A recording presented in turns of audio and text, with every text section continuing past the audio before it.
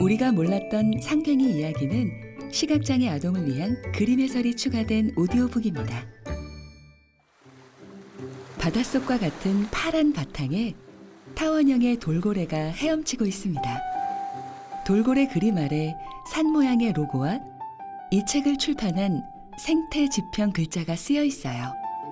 돌고래 그림 위에는 세로로 제목이 적혀 있습니다. 우리가 몰랐던 상괭이 이야기. 이 책은 초등학교 4학년부터 6학년까지 즐겁게 놀며 환경에 대해 배울 수 있도록 만들어진 책이에요. 우리 상괭이를 만나러 가볼까요?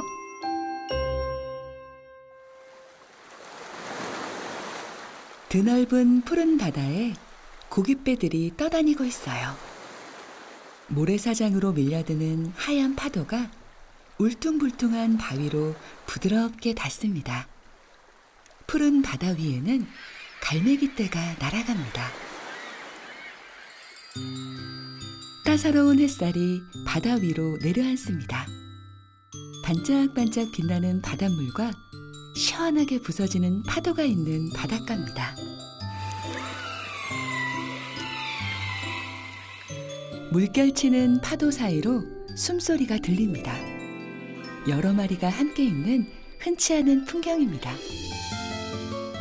물 위로 드러나는 맨들맨들하고 반짝거리는 등, 푸하고 뿜어져 나오는 숨소리. 동시에 숨구멍 위로 살짝 부서지는 물방울. 돌고래 상괭이가 저만치 있는 친구들을 보고 반갑게 웃습니다. 안녕?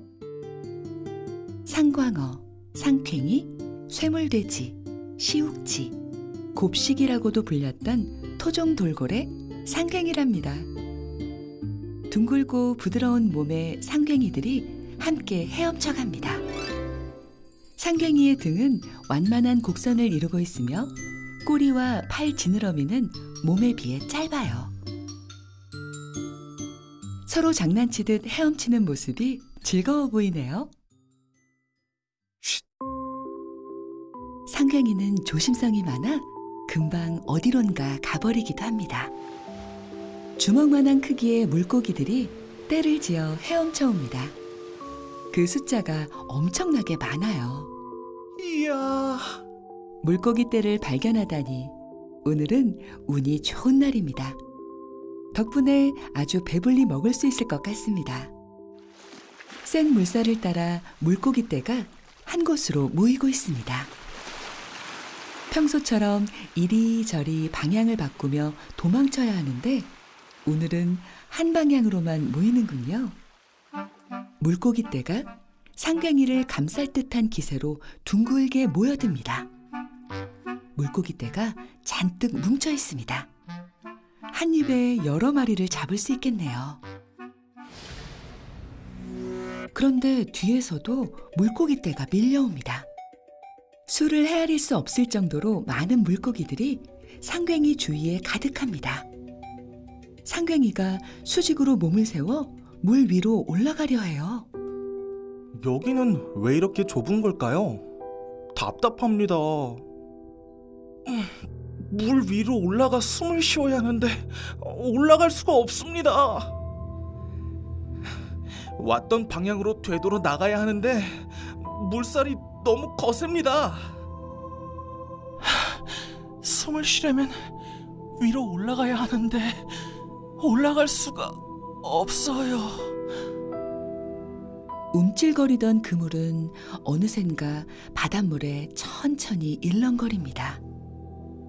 보글보글 올라오던 공기방울도 더 이상 올라오지 않습니다. 거대한 그물에 상괭이와 물고기떼가 갇혀있네요. 그물 바깥쪽에서 상괭이 한 마리가 친구 상괭이를 마주보고 있습니다. 그물에 갇힌 상괭이의 몸은 축 늘어져 있어요. 눈도 거의 감길 것만 같습니다. 물풍선이 터지듯 쏟아져 나오는 물고기들 사이에서 검은 무언가가 툭 떨어집니다. 고기잡이 배에 걸린 물고기들과 상갱입니다. 고기잡이 배는 그물로 바다를 한 움큼 집어 올려 쓸모가 없는 모든 것을 다시 쏟아냅니다. 배에서 쏟아져 나온 것들은 그저 바다 위로 둥둥 흘러갑니다. 그리고 물고기를 실은 고기잡이 배만 유유히 항구로 돌아갑니다. 푸른 바다에 까만 상괭이의 몸이 둥둥 떠 있습니다. 따사로운 햇살이 바다 위로 내려왔습니다. 반짝반짝 빛나는 바닷물과 시원하게 부서지는 파도가 있는 바닷가입니다. 여기서부터는 상괭이와 상괭이를 살리기 위해 어떻게 하면 좋을지 얘기해 줄게요. 상괭이는 돌고래의 한 종이에요. 수생 포유류이고 고래목이며 쇠돌고래과입니다. 회색 빛깔의 상괭이가 지느러미를 내리고 바닷속을 헤엄쳐 갑니다. 야무지게 담은 입술은 올라가 있고 검은 콩처럼 생긴 둥근 눈은 반짝반짝 빛나고 있어요.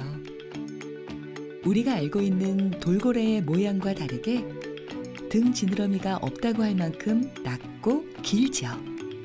얼굴도 입이 튀어나와 있지 않아요. 상괭이는 한국과 일본, 중국 주변 바다에서 살아요. 그중 우리나라의 바다에 가장 많이 살고 있어요. 상괭이는 물고기가 아니다? 상괭이는 바다에서 헤엄치며 살아가지만 물고기가 아니에요. 상괭이는 포유류에 속한답니다. 그럼 물고기인 어류와 포유류의 차이는 무엇일까요? 물고기인 어류는 아가미로 호흡합니다. 물속에서도 호흡할 수 있어요. 포유류는 폐로 호흡해요. 그래서 물 위로 올라가서 숨을 쉬어야 해요. 보통 1분에 3번에서 4번 숨을 쉬며 길게는 4분 동안 잠수할 수 있어요. 어류는 꼬리 지느러미를 양옆으로 움직이며 헤엄치고 포유류는 꼬리 지느러미를 위아래로 움직이며 헤엄쳐요. 어류는 수백 개의 알을 낳지만 포유류는 한 마리의 새끼를 낳고 젖을 먹여 키웁니다. 상괭이와 바다 쓰레기. 바다에 있으면 안 되는 것은 요구르트병, 빨대, 비닐봉지, 생수병, 칫솔, 마스크 등 바다 쓰레기입니다. 길거리 쓰레기나 망가진 구조물, 방치된 쓰레기 더미들이 장마철 폭우나 태풍 때문에 바다로 흘러들어가서 바다 쓰레기가 되기도 하고요. 바다에서 물고기를 잡다가 버려진 그물들도 있어요. 바다 쓰레기는 바다에서 살아가는 생물들의 몸에 묻히거나 다치게 만들어요. 그리고 바다 쓰레기를 먹이로 착각해서 먹는 생물은 뱃속에 상처를 입거나 소화가 되지 않아 굶어 죽게 돼요. 특히 바다 쓰레기의 대부분을 차지하는 플라스틱은 아주 작은 미세 플라스틱이 되어 물고기의 몸에 쌓여요. 그리고 우리가 물고기를 먹을 때 그 미세 플라스틱을 함께 먹게 되는 거죠. 매년 바다새 100만 마리, 해양 포유동물 10만 마리가 바다 쓰레기로 목숨을 잃는다고 해요. 해양 포유동물인 상괭이도 바다 쓰레기로 목숨을 잃고 있어요. 상괭이와 안강망. 우리나라 서해 연안에 서식하는 상괭이의 수는 2004년 약 3만 6천 마리 정도였다고 해요. 그런데 12년이 지난 2016년에는 1만 7천 마리로 줄어들었다고 해요. 상괭이의 최대 서식지인 우리나라에서 상괭이의 숫자가 계속 줄어드는 이유는 무엇일까요? 그 이유는 바로 어업에 쓰이는 그물 때문이라고 해요. 물고기를 잡기 위해 쳐놓은 그물에 상괭이가 먹이를 쫓아 들어가요. 그 그물에 걸려 수면 위로 올라가지 못하고 숨을 쉴 수 없어서 죽는다고 해요. 상괭이가 걸리는 그물은 안강망이라고 해요. 안강망 어업은 물고기 떼가 빠른 바닷물의 흐름에 밀려 고정된 그물에 잡히는 어업 방식입니다. 그런데 상괭이 탈출 장치를 설치하면 상괭이가 안강망에 걸리더라도 빠져나올 수 있다고 합니다.